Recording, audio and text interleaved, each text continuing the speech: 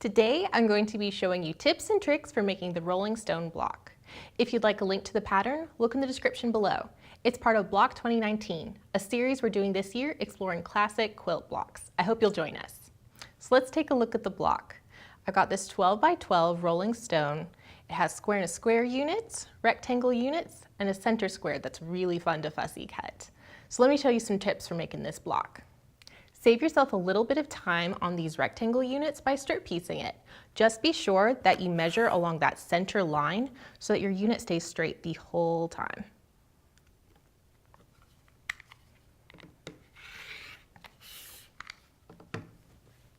If you have trouble with your square and a square coming out crooked or not in size, make a template of that finished size of the center. So we provided one in our pattern, and after you've sewn two diagonally opposite corners, you can take that cut out center template and lay it in between the two before you trim or press. You can see here, mine fits, but I've maybe got a little bit of wiggle room on one side where I should take that seam again. When you're ready to join all the units together, making the squares and rectangle units touch at just the right point can be a little tricky. So try glue basting or hand basting the center point before you sew. So you put a dot of glue and then lay it right over where that point's going to be. Kind of sneak it open while it's still wet. Make sure it's all lined up just like you want it.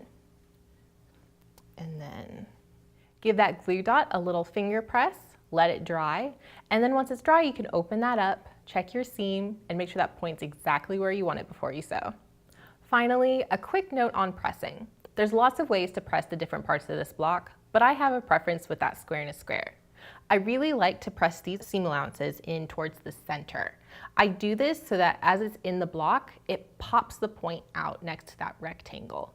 You can see in this one that I've sewn together already, it actually isn't a perfect match. There's a tiny gap between the point and the gray of the background. You get a sharper point by pressing it in. I hope this helps you make a rolling stone block. We want to see your blocks in our Facebook group over at AQS Project Parade, link in the description. And as always, thanks for watching.